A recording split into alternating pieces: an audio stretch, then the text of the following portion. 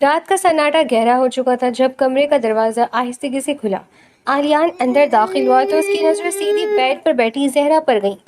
وہ اب بھی اسی دلہن کے جوڑے میں سر جھکائے بیٹھی تھی، لیکن اس کی خاموشی میں عجیب سا تناؤ تھا۔ آلیان کے لبوں پر ایک فاتحانہ سی مسکراہٹ ابھری۔ اس نے اپنا کوٹ اتارا اور اسے کرسی کی پشت پر پھینکا اور دھیمے قدم اٹھاتا ہوا زہرا کی طرف بڑھا۔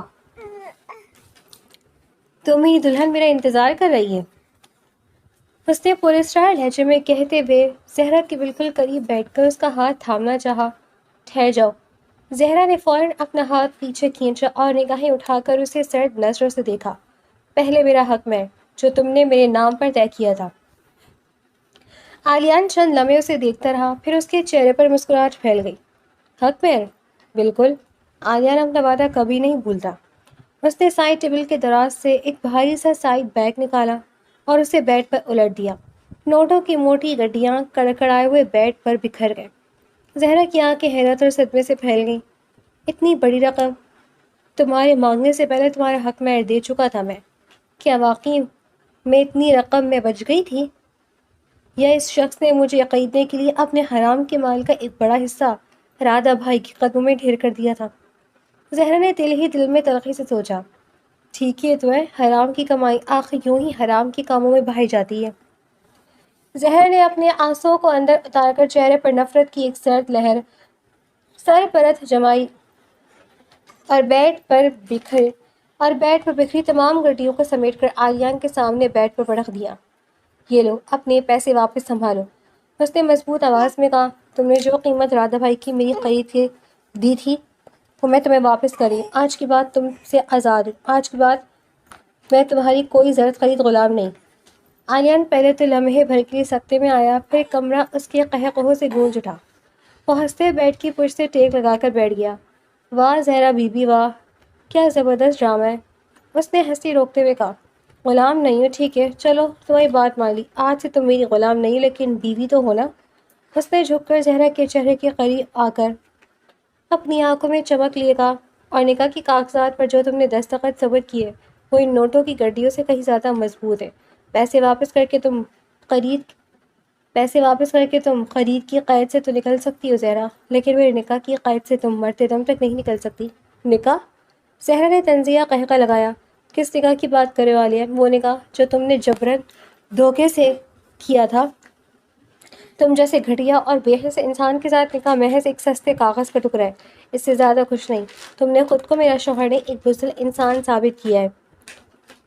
آلیان کا چہرہ لمحے بھر کو سخت ہوا، مگر اگلے ہی پل اس کے لبوں پر طنز ابھرا۔ بزدل؟ اگر میں بزدل ہوں زہرا تو تم کیا ہو؟ ایک ایسی لڑکی جو اپنے باپ کی عزت، اپنے گھر کے وقار کو پاؤں تلے رون کر ایک غیر مرد کے ساتھ بھاگ نکلی۔ تم جس پاکیزگی کا ڈھونگ رچا رہی ہو نا، اس کی حقیقت میں اچھی طرح جانتا ہوں۔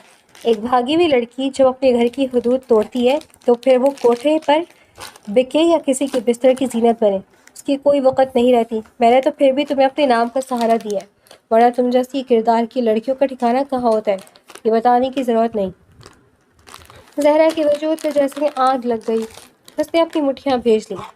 میری غلطی کی سزا مجھے مل رہی ہے آلیان، لیکن تم جو اپنے آپ کو بہت بڑا مرد، بہت بڑا نواب سمجھتے ہو، ذرا آئینے میں اپنا چہرہ تو دیکھو۔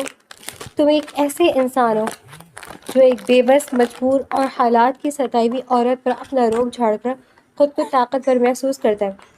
تم نے میری عزت پر سودا کیا اور اب تم اپنی بہن کی قربانی کے پیچھے چھپ کر اپنی ہر درندگی کو جائز قرار دینا چاہتے ہو۔ تم اندر سے اتنے کھوکھلے اور حقیر ہو کہ مجھے تم پر غصہ نہیں، صرف ترس آتا ہے۔ زہرا! آلیان جب سے غرایا، اس کا چہرہ غصے سے سرخ ہو چکا تھا اور آنکھوں میں خون اتر آیا تھا۔ زہرا کے الفاظ تیر کی طرح اس کی انا پر لگے تھے۔ وہ ایک جھٹکے سے کھڑا ہوا اور زہرا کے گھرانے گھورنے لگا۔ زہرا نے بھی اپنی آنکھوں میں ذرا برابر خوف لائے بغیر اسے دیکھنے لگی۔ عالیہ نے اپنے ہاتھ کی مٹھیاں بند کی، خود پر ضبط کرنے کی کوشش کی۔ ترس کھاؤ اپنے آپ پر زہرا، میں نے بھی تم پر ترس ہی کھایا ہے۔ خیر، حق مہر میں نے ادا کر دیا، پر سچ تو یہ کہ میں خود کو تمہارے قریب آنے پر امادہ نہیں کر پایا۔ عجیب سی گھن آتی ہے مجھے تم سے۔ ایک غیر محرم کے لیے سب برباد کرنے والی لڑکی میرا معیار نہیں ہو سکتی۔ ہاں، ملازمہ ضرور ہو سکتی ہے، یہ کہتی ہے یہ کہتے وہ مڑا، بھاری قدم اٹھاتا ہوا کمرے سے باہر نکل گیا اور دروازہ اتنی زور سے بند کیا کہ اس کی گونج کافی دیر تک کمرے میں سنائی دیتی رہی۔ زہرا نے لمبی سانس لی اور بند دروازے کو تکتے ہوئے بیڈ پر ڈہ گئی۔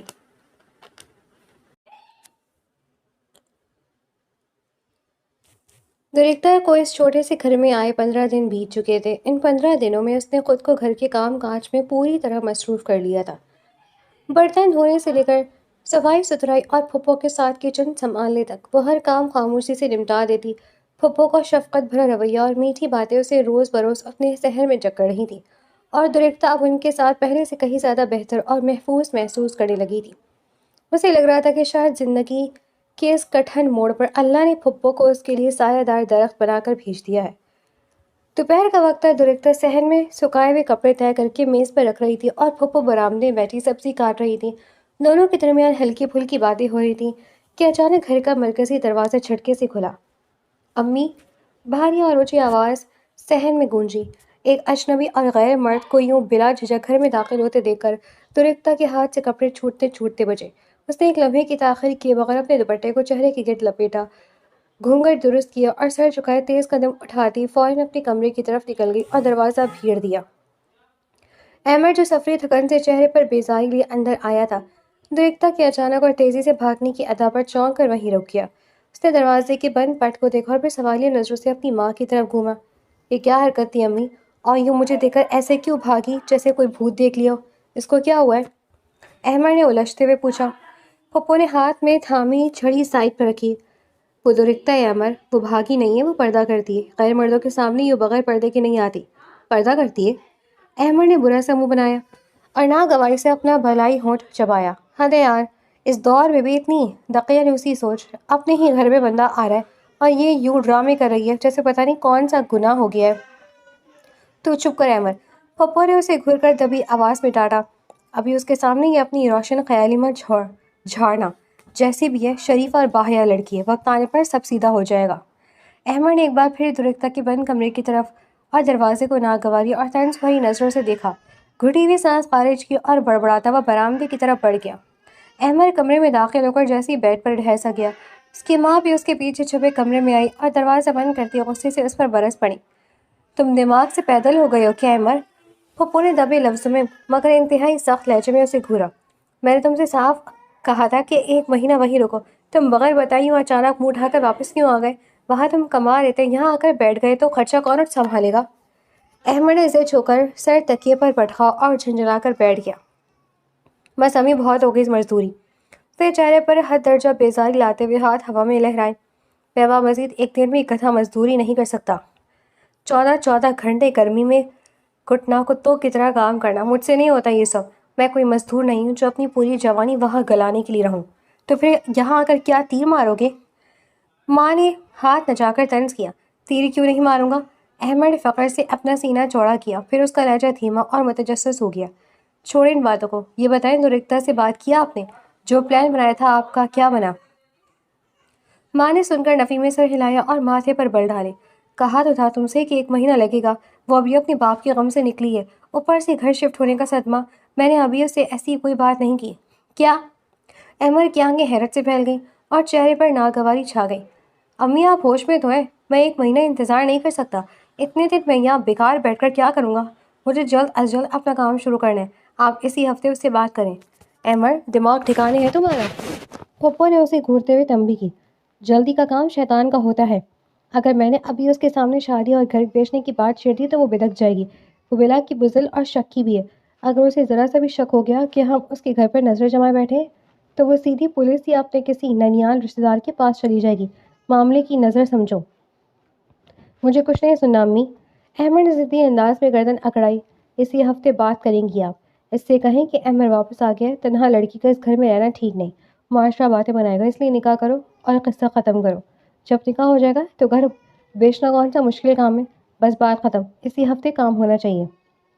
اس کی ماں کی تیوری پل بر پڑ گئے۔ وہ اپنے نااہل اور جلد باز بیٹے کو غصے اور بے بسی سے گھور کر رہ گئی، جبکہ احمد بے پرواہی سے واپس بیڈ پر لیٹ کر چھت کو تکنے لگا، جیسے اپنے ذہن میں اچھلتے 80 لاکھ کے خوابوں کی تعبیر دیکھ رہا ہو۔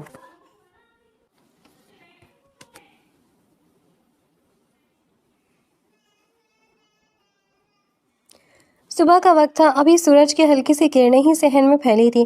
احمد آنکھیں ملتا ہوا آدھی آدھی کھلی آنکھوں کے ساتھ اپنے کمرے سے باہر نکلا۔ اسی وقت اس نے دیکھا کہ درختہ برقع اوڑھے چہرے پر نقاب درست کرتی ہوئی مرکزی دروازے کی طرف بڑھ رہی تھی۔ ارے سنو! احمد نے حیرت اور رعب سے اسے ٹوکا۔ اتنی صبح صبح برقع پہن کر کہاں جا رہی ہو؟ درختہ کے قدم لمحے بھر کر رکے، لیکن اس نے نہ تو مڑ کر احمد کی طرف دیکھا اور نہ ہی اس کے سوال کا کوئی جواب دیا۔ اس نے خاموشی سے دروازے کی کنڈی کھولی اور باہر نکل کر دروازہ بند کر دیا۔ احمد کا چہرہ غصے سے تپ اٹھا۔ ایک تو صبح صبح اسے نظر انداز کیا گیا تھا، اور دوسرا اس لڑکی کی یہ جرأت کہ اس کے سامنے سے یوں نکل جائے۔ وہ پیر پٹاختا ہوا برآمدے میں آئی، اپنی ماں کی طرف بڑھا۔ امی کیا بدتمیزی ہے؟ احمد ان پر زور سے برسا۔ میں نے اس سے پوچھا کہ اتنی صبح صبح کہاں جا رہی ہو، اور وہ مجھے لفٹ کرائے بغیر منہ اٹھا کر چلی گئی۔ میرے ہی گھر میں رہ رہی ہے، ہمارا ہی کھا رہی ہے، اور مجھے اتنی اکڑ دکھا رہی ہے۔ ماں نے ہاتھ میں تھامی چائے کی پیالی سائڈ پر رکھی اور اسے گھور کر سمجھانے والے انداز سے بولی، آواز نیچے رکھو احمد، اور اتنا ہائپر ہونے کی ضرورت نہیں ہے۔ وہ کوئی آوارہ گردی کرنے نہیں گئی، قریبی مدرسے میں بچوں کو پڑھانے جاتی ہے۔ باپ کے انتقال کے بعد سے یہی کام کر رہی ہے، مدرسے میں پڑھانے جاتی ہے۔ احمد نے شدید ناگواری سے برا سا منہ بنایا۔ بند کروائیں اس کا یہ باہر جانا، مجھے بالکل پسند نہیں ہے کہ میری ہونے والی بیوی کیوں صبح صبح باہر منہ اٹھائے پھرے۔ ویسے بھی اس کی بہن کے کارنامے کون سے ڈھکے چھپے ہیں؟ جب بہن کے لچھن ایسے تھے تو اس کو بھی تھوڑا تمیز میں رہنا چاہیے، نہ کہ یوں نوابزادی بن کر گھومے۔ احمد تم ذرا اپنے دماغ کو ٹھنڈا رکھو۔ ماں نے اسے تنبیہی نظروں سے دیکھا۔ ابھی وہ تمہاری بیوی بنی نہیں کہ تم اس پر اپنی مرضی سے مسلط کرو۔ ابھی خاموشی سے بیٹھو، وقت آنے دو، سب بند کروا دیں گے۔ احمد نے غصے میں دیوار پر ہاتھ مارا اور کچن کی طرف بڑھ گیا، جبکہ اس کے دل میں درختہ کی خود اعتمادی پردے کو توڑنے کی آگ مزید بھڑک چکی تھی۔ 2 دن یوں ہی گزر گئے۔ 2-3 دن یوں ہی گزر گئے۔ احمد نے جان بوجھ کر گھر میں ایسا ماحول بنا دیا تھا کہ درختہ کے لیے اپنے ہی کمرے سے باہر نکلنا عذاب بن چکا تھا۔ وہ جب بھی صحن یا برآمدے میں آتی، احمد کسی نہ کسی بہانے سے وہیں گھومتا نظر آتا۔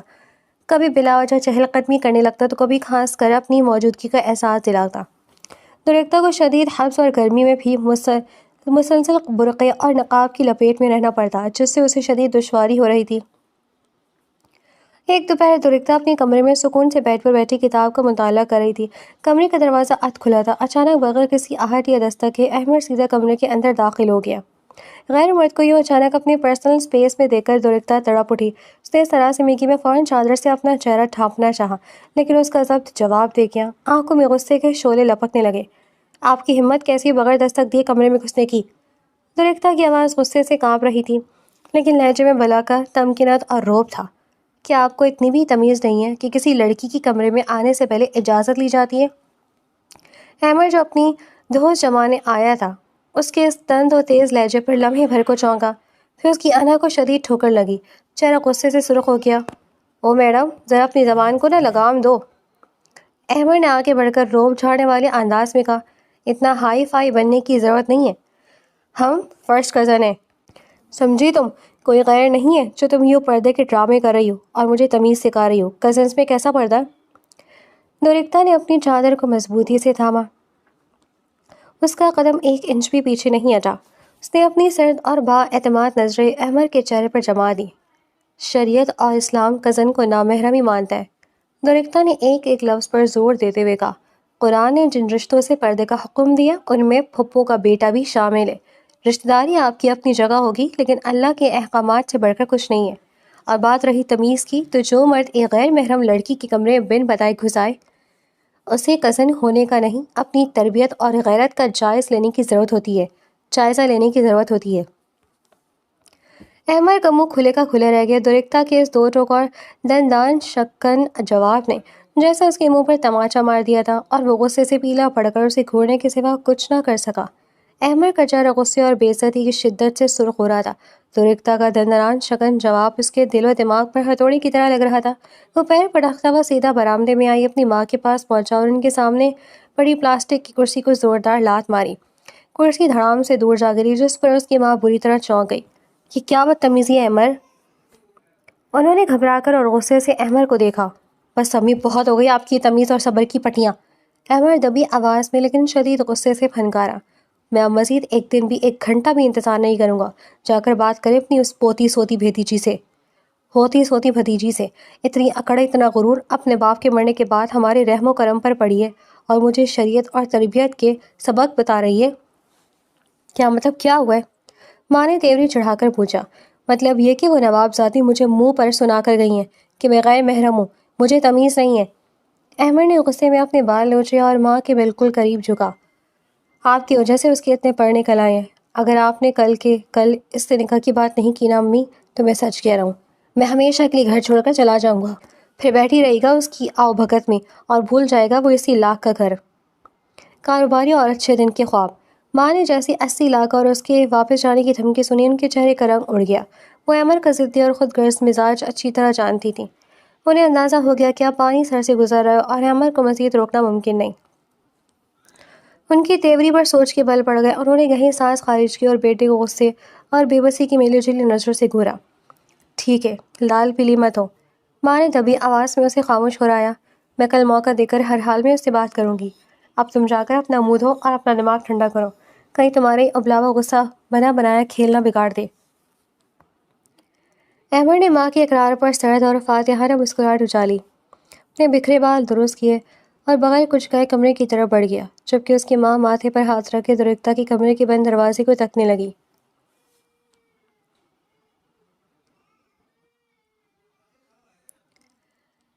اگلی دوپہر جب احمد کسی کام سے باہر گیا ہوا تھا، پپو نے موقع غنیمت جانا اور درختہ کو برآمدے میں اپنے پاس بلا کر بٹھا لیا۔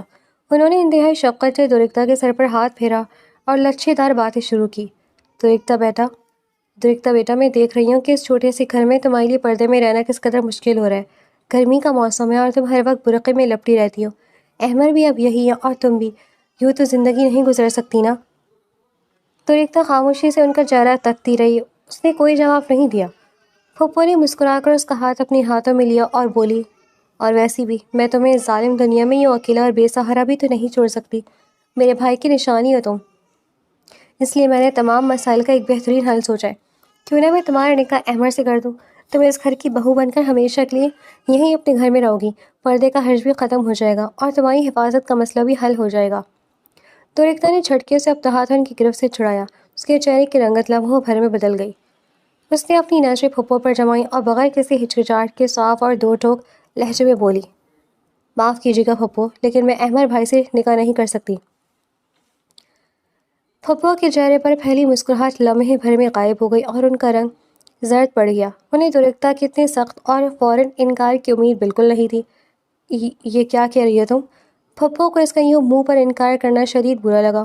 ان کی تیوری پر ناگواری کے بل ابھر آئے۔ میں بالکل ٹھیک کہہ رہی ہوں، درختہ کی آواز میں بلا کا استقلال تھا۔ بابا کے جانے کے بعد ابھی میرا دل و دماغ شادی یا نکاح کے متعلق سوچنے کے لیے بالکل تیار نہیں ہے۔ اور رہی بات اس گھر میں رہنے کی یا پردے کی دشواری کی، تو آپ کو میری وجہ سے پریشان ہونے یا زحمت اٹھانے کی بالکل ضرورت نہیں ہے۔ اگر میرے یہاں رہنے سے پردے کا حرج ہو رہا ہے تو میں آج ہی مدرسے کی انتظامیہ سے بات کر کے کسی بھی رہائشی مدرسے میں شفٹ ہو جاتی ہوں۔ وہاں میری رہائش کا بندوبست بھی ہو جائے گا اور میں اپنے کام کے ساتھ سکون سے اپنی زندگی گزار لوں گی۔ یہ کہتے ہی درختہ اٹھی، اپنے دوپٹے کو چہرے کے گرد درست کیا اور پھپھو کا جواب سنے بغیر سیدھی اپنے کمرے کی طرف چلی گئی۔ پھپھو برآمدے میں بت بنی بیٹھی رہ گئی۔ درختہ کا یوں صاف انکار اور مدرسے جا کر رہنے کا فیصلہ ان کے منہ پر کسی زناٹے دار تھپڑ کی طرح لگا تھا۔ ان کے سارے منصوبے اور احمد کی شرطیں ایک ہی پل میں ہوا میں اڑتی محسوس ہو رہی تھی اور اس کے اس با اعتماد رویے نے ان کے دل میں شدید تلخی اور غصہ بھر دیا تھا۔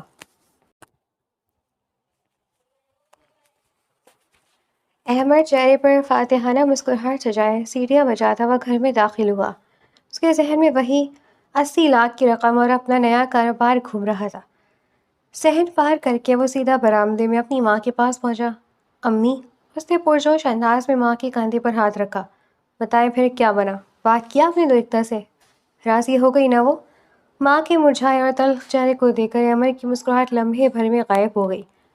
امی آپ بول کیوں نہیں رہی؟ کیا کہا اس نے؟ احمد نے بے صبری سے پوچھا۔ پھپھو نے طبیعی سانس خارج کی اور طنزیہ انداز میں بولی، کیا کہتی وہ؟ اس نواب زادی نے صاف انکار کر دیا، منہ پر کہہ کر گئی ہے کہ میں احمد سے نکاح نہیں کر سکتی۔ کیا؟ احمد کی آنکھیں حیرت سے پھیل گئیں۔ اس کی یہ جرأت، اس کی اوقات کیا ہے جو وہ مجھے انکار کرے؟ بات یہیں ختم نہیں ہوئی احمد۔ ماں نے جلی کٹے لہجے میں آگے بتایا۔ جب میں نے پردے کا بہانہ بنایا تو آگے سے نخرہ دکھاتے ہوئے بولی کہ اگر پردے میں دشواری ہے تو وہ کسی رہائشی مدرسے میں شفٹ ہو جائے گی، اسے ہماری کوئی ضرورت نہیں ہے، الٹا ہمیں ہی آنکھیں دکھا کر چلی گئی۔ تو ریختہ کا یہ انداز اور رد عمل سن کر احمد کے ضبط کا بندھن ٹوٹ گیا۔ غصے کی شدید لہر اس کے دماغ پر سوار ہو گئی۔ رہائشی مدرسے جائے گی، میرے منہ پر انکار کرے گی، ٹھہرو، ابھی اس کا غرور سارا اور پردے کے ڈرامے خاک میں لاتا ہوں۔ احمد خوفناک تیور لیے سیدھا درختہ کے کمرے کی طرف بڑھ گیا۔ احمد رکو! پھپھو نے ہڑبڑا کر اٹھتے ہوئے احمد کا بازو پوری قوت سے جکڑ لیا۔ پاگل مت بنو، پیچھے ہٹو، چھوڑے مجھے امی۔ احمد نے بازو چھڑانے کی کوشش کی، اس کا چہرہ غصے سے سرخ ہو رہا تھا۔ آج میں اسے بتاتا ہوں کہ اس گھر کا مالک کون ہے، ہمارے رحم و کرم پر پل رہی ہے اور ہمیں ہی اکڑ دکھا رہی ہے، میں ابھی اس سے زبردستی ہاں کرواتا ہوں۔ تمہارا دماغ خراب ہو گیا احمد؟ پھپھو نے اسے پوری طاقت سے پیچھے دھکیلا اور اس کے سامنے سینہ تان کر کھڑی ہو گئی۔ اگر ابھی بھی تم اس کے کمرے میں گئے اور تماشا کھڑا کیا تو وہ 1 منٹ نہیں لگائے گی، اپنا سامان اٹھائے گی اور مدرسے چلی جائے گی۔ پھر کہاں سے لاؤ گے وہ 80 لاکھ؟ کہاں سے کرو گے اپنا کاروبار؟ بولو۔ ماں کے اس سخت رویہ اور جاندار سوال پر احمد کے قدم وہیں جم گئے۔ اس کی سانسیں دکھنے کی طرح چل رہی تھیں اور مٹھیاں سختی سے بھیجی ہوئی تھیں۔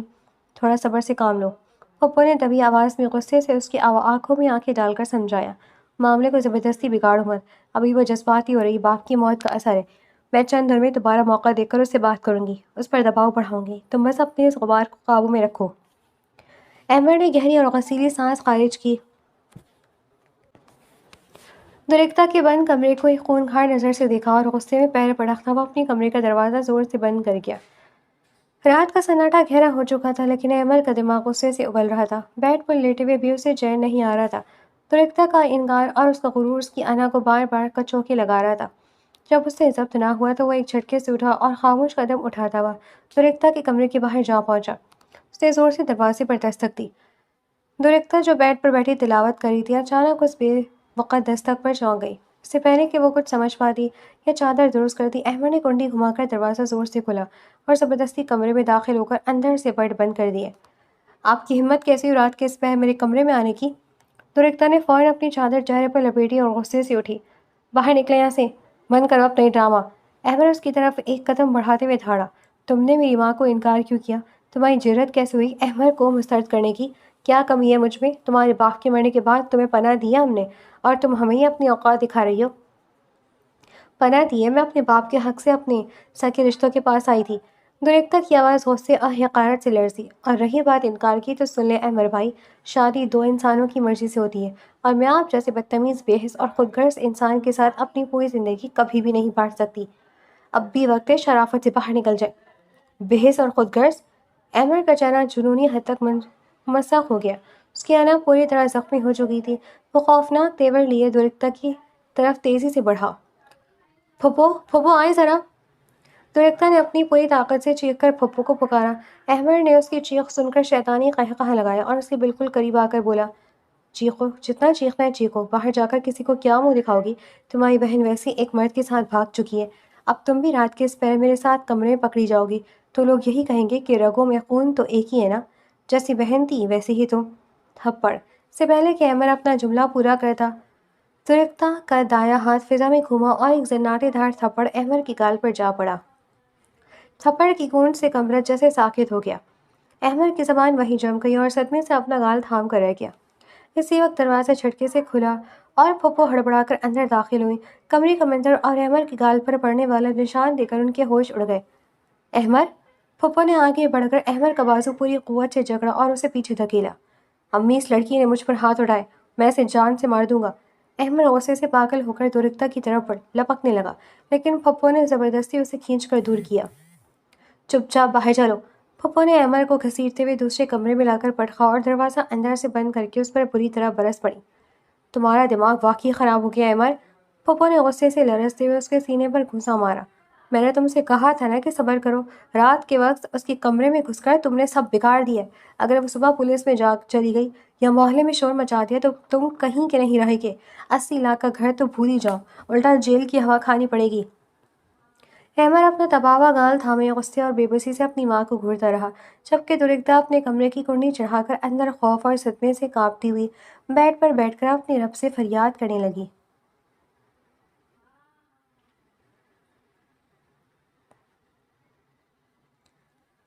رات کی تاریکی اور گہری ہو چکی تھی۔ پھپھو کے سو جانے کے بعد احمد کو کسی طور سکون نہیں مل رہا تھا۔ گال پر پڑنے والے تھپڑ کی جلن اور بے عزتی کی آگ اس کے وجود میں بھڑک رہی تھی۔ وہ چپکے سے اٹھا اور درختہ کے کمرے کا دروازہ کھولنے کی کوشش کی، لیکن وہ اندر سے مضبوطی سے مقفل تھا۔ بدلے اور حوث کی جنونیت میں اندھا احمد صحن کی طرف سے گھوم کر کمرے کی کھڑکی کے پاس پہنچا۔ کھڑکی کی جالی تھوڑی پرانی تھی، اس نے دباؤ ڈال کر اسے کھسکایا اور خاموشی سے کمرے کے اندر کود گیا۔ درختہ جو جانماز پر بیٹھی اپنے رب کے حضور گریہ وزاری کر رہی تھی، اچانک آہٹ پر پیچھے مڑی۔ احمد کو خوفناک تیور کے ساتھ سامنے کھڑا دیکھ کر اس کا دل دہل گیا۔ تم یہاں کیسے آئے؟ درختہ کے منہ سے خوفزدہ چیخ نکلنے ہی والی تھی کہ احمد نے آگے بڑھ کر زبردستی اس کا منہ اپنے ہاتھ میں بھیج لیا اور اسے بیڈ پر دھکیل دیا۔ آج میں تمہارا سارا غرور اور پاک بازی کا ڈرامہ ختم کر دوں گا۔ احمد وحشیانہ انداز میں پھنکارا اور اس پر جھپٹنے لگا تاکہ اسے بدلہ لے کر اسے بے آبرو کر سکے۔ درختہ نے اپنی پوری طاقت جمع کی، اس کا ہاتھ سائڈ ٹیبل پر رکھے بھاری لوہے کے جگ پر پڑا۔ اس نے بغیر کچھ سوچے سمجھے وہ بھاری جگ پوری قوت سے احمد کے سر پر دے مارا۔ آہ!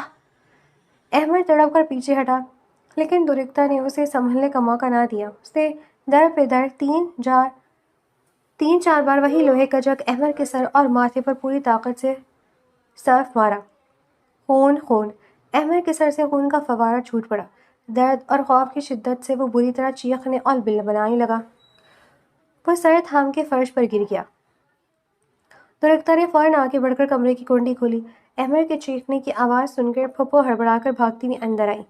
کمرے میں ہر طرف خون دیکھ کر اور بیٹے کو تڑپتا پا کر ان کے پاؤں تلے سے زمین نکل گئی۔ احمد میرے بچے! پھپھو درختہ پر غصے اور وحشت سے چیخیں۔ یہ کیا کر دیا تم نے ظالم عورت! میرے بیٹے کو مار ڈالا! درختہ خاموش ہاتھ میں لوہے کا جگ تھامے خوف اور نفرت سے بھری نظروں سے احمد کو دیکھتی رہی۔ خون بہت زیادہ بہہ رہا تھا اور احمد کی حالت بگڑتی جا رہی تھی۔ پھپھو نے احمد کو سہارا دے کر اٹھایا اور زبردستی اسے گھسیٹتے ہوئے ہسپتال کی طرف باہر بھاگی، جبکہ پیچھے درختہ کمرے میں اکیلی لرزتے وجود کے ساتھ اللہ کا شکر ادا کر رہی تھی کہ اس نے اس کی عزت کی حفاظت کی۔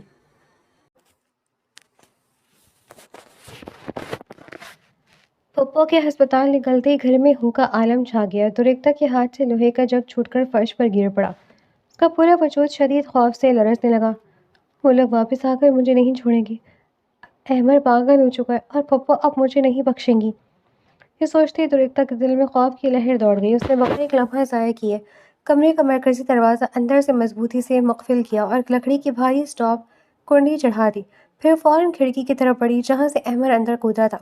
اس نے ٹوٹے ہوئے پردے اور جالی کو کھینچ کر کھڑکی کے پٹ بند کیا اور انہیں اندر سے زبردستی لاک کر دیا۔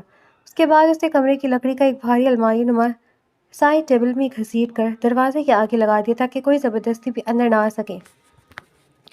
وہ بیڈ کی ایک نکڑ میں سہم کر بیٹھ گئی اور چادر اپنے گرد لپیٹ کر اللہ کے ذکر میں اپنے لرزتے لب ہلانے لگی۔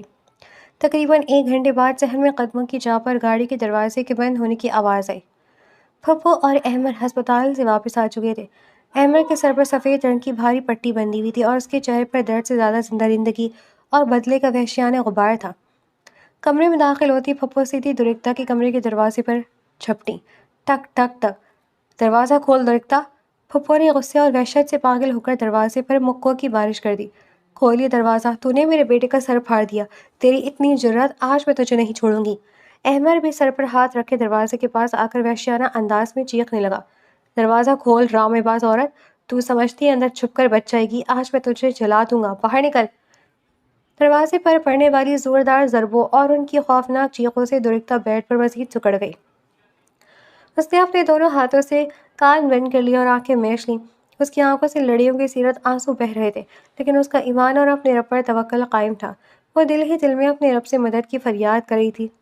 امی، لات مار کر توڑ دو یہ دروازہ! احمد غصے سے تڑپتے بولا۔ پاگل مت بنو احمد! پھپھو نے ہانپتے ہوئے اسے روکا۔ آس پاس کے لوگ جاگ جائیں گے۔ رات کے اس پہر محلہ جمع ہو گیا تو پولیس سیدھی ہمارے گھر آئے گی۔ احمد نے غصے میں دیوار پر ہاتھ مارا۔ سر میں درد کی شدید لہر اٹھی تو وہ رہا کر رہ گیا۔ تقریباً آدھے گھنٹے تک مسلسل دروازہ پیٹنے، دھمکیاں دینے اور چیخنے کے بعد جب دروازہ اندر سے کوئی جواب نہ آیا اور دروازہ بھی نہ ٹوٹا تو وہ دونوں تھک ہار گئے۔ باہر تو نکلے گی نا صبح؟ کہاں جائے گی؟ پھپھو نے دروازے پر آخری تپتی ہوئی سانس چھوڑی۔ چل احمد، دوسرے کمرے میں بیٹھ، صبح اس کا حساب کرتے ہیں۔ ان کے قدموں کی آواز آہستہ آہستہ دور ہو گئی اور دوسرے کمرے کے دروازے کے بند ہونے کی آواز آئی۔ درختہ نے لمبی سی سکتی ہوئی سانس باہر نکالی اور بند دروازے کی طرف دیکھتی رہی، یہ جانتے ہوئے کہ اب اس گھر میں اس کی ایک بھی رات محفوظ نہیں تھی۔ احمد دوسرے کمرے میں بیڈ پر بیٹھتی سر پر ہاتھ رکھ کر کرہا رہا تھا۔ درد کی شدید لہر کے ساتھ ساتھ اس کے اندر بدلے کی آگ اور جلن مزید تیز ہو چکی تھی۔ اس کی ماں پانی کا گلاس لے کر اندر آئی اور فکر مندی سے اس کی پٹی کو دیکھنے لگی، لیکن احمد نے غصے سے ان کا ہاتھ پیچھے جھڑک دیا۔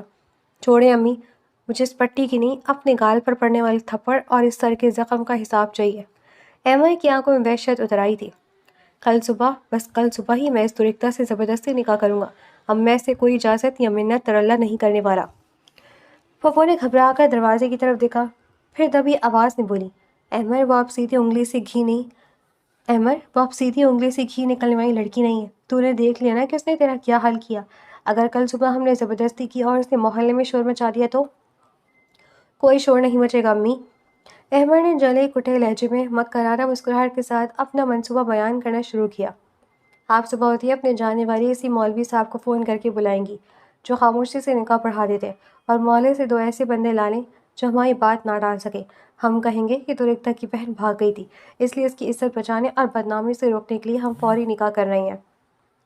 اس نے گہری سانس لی اور ماں کے قریب ہو کر پھنکارا، ایک بار مولوی صاحب اور گواہ آ گئے تو اس کے پاس انکار کی کوئی گنجائش نہیں بچے گی۔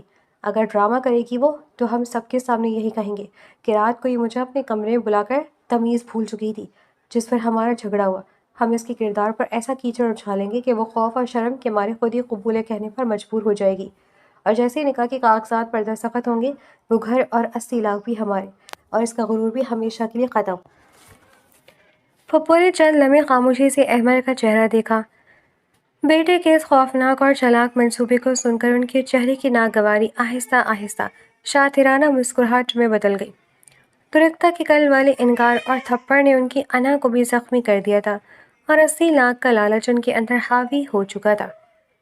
کہتے تم بالکل ٹھیک رہے ہو احمد۔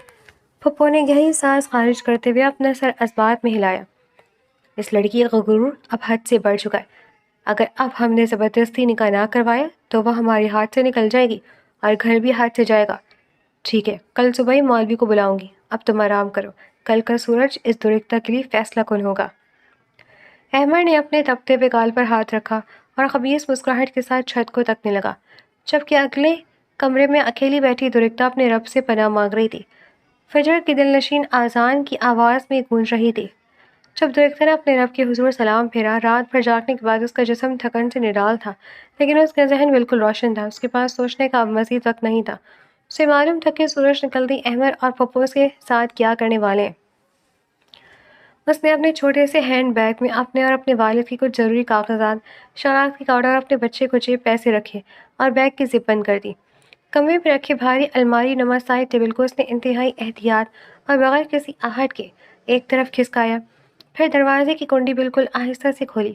پورا گھر میں گہرا سناٹا اور اندھیرا چھایا ہوا تھا۔ احمد اور پھپھو اپنے کمرے میں بے سدھ سو رہے تھے۔ درختہ نے اپنے برقعے کا نقاب اچھی طرح چہرے پر درست کیا، اپنے جوتے ہاتھ میں اٹھائے اور ننگے پاؤں برآمدہ پار کر کے صحن میں آئی۔ اس کے دل کی دھڑکنیں اتنی تیز تھیں کہ اسے اپنے سینے میں ہتھوڑے بجتے محسوس ہو رہے تھے۔ اس نے لوہے کے مرکزی دروازے کی کنڈی کو بہت سنبھل کر بغیر کوئی آواز پیدا کیے کھولا اور باہر قدم رکھ دیا۔ دروازہ ہلکے سے چڑچڑاہٹ کے ساتھ بند کرتے ہی اس نے اپنے جوتے پہنے اور پیچھے مڑ کر دیکھے بغیر گلی میں تیز قدموں سے بھاگنا شروع کر دیا۔ فجر کا وقت تھا، گلیوں میں ہلکا ہلکا اندھیرا اور ٹھنڈی ہوا پھیلی ہوئی تھی۔ اس کی منزل اپنی مدرسے کی معلمہ فاطمہ باجی کا گھر تھا۔ ان کا گھر پھپھو کے گھر سے بمشکل 10 منٹ کی پیدل دوری پر تھا۔ درختہ کا سانس پھول رہا تھا، قدم خوف کے مارے کانپ رہے تھے اور آنکھوں سے بے اختیاری میں آنسو بہہ رہے تھے، لیکن وہ رکی نہیں۔ ہر چند قدم بعد اسے یوں لگتا جیسے احمد پیچھے سے اس کا تعاقب کر رہا ہو، جس سے اس کے قدم اور تیز ہو جاتے۔ بالآخر 10 منٹ کی مسلسل بھاگ دوڑ کے بعد وہ فاطمہ باجی کے چھوٹے سے سفید دروازے کے سامنے جا کر کھڑی ہوئی۔ اس نے کانپتے ہاتھوں سے دروازے پر دستک دی اور ایک گہری سے سکتی ہوئی سانس خارج کرتے ہوئے پناہ کی منتظر دروازے کو تکنے لگی۔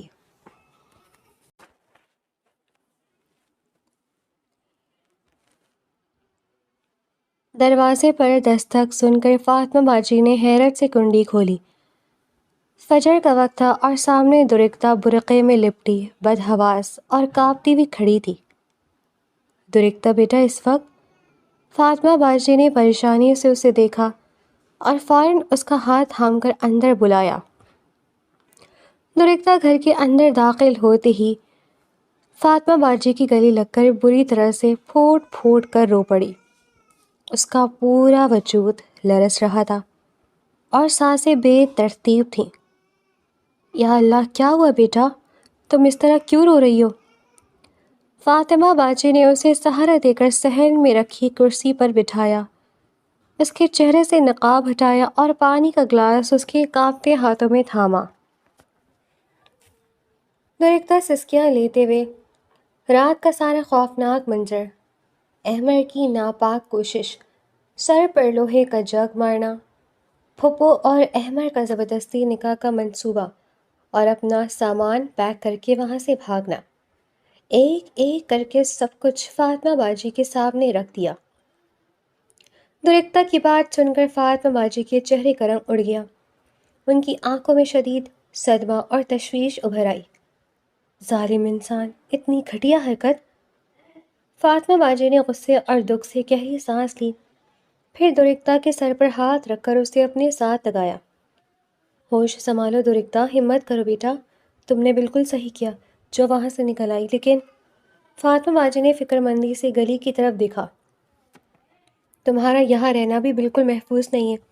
تمہاری پھپھو اچھی طرح جانتی ہے کہ تم میری کتنی قریب ہو اور مدرسے جاتی ہو۔ جیسے انہیں تمہارے بھاگنے کا پتہ چلے گا، احمر اور اس کی ماں سب سے پہلے سیدھے یہاں پہنچیں گے۔ یہ سنتے ہی درختہ کا دل ایک بار پھر سے خوف سے دہل گیا، اس کی آنسو دوبارہ تیزی سے بہنے لگے۔ اس نے تڑپ کر فاطمہ باجی کے ہاتھ مضبوطی سے تھام لیے۔ نہیں باجی، خدا را مجھے ان کے حوالے مت ہونے دیجیے گا، وہ لوگ مجھے مار دیں گے یا زبردستی میری زندگی برباد کر دیں گے۔ باجی میری مدد کریں، میں کہاں جاؤں؟ اس کی آواز التجا اور بے بسی سے گھٹ رہی تھی، المعروفی طور پر اس کی آنکھوں میں التجا تیر رہی تھی۔ فاطمہ باجی نے ایک لمحے کے لیے سوچا، تم فکر مت کرو، میں تمہیں ان درندوں کے رحم و کرم پر کبھی نہیں چھوڑوں گی۔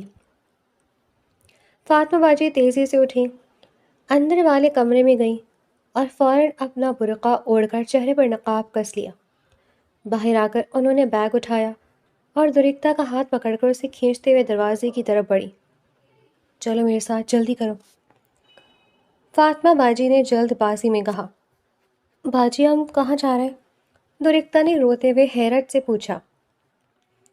سب بات میں بتاؤں گی درختہ، فاطمہ باجی نے دروازے کی کنڈی کھولتے ہوئے سرگوشیانہ اور سخت لہجے میں کہا۔ اس سے پہلے کہ دن کا اجالا پھیل جائے یا کوئی محلے دار تمہیں یہاں دے کر تمہاری پھپھو کو خبر کر دے، ہمیں اسی وقت یہاں سے نکلنا ہوگا۔ چلو، ایک لمحہ بھی ضائع مت کرو۔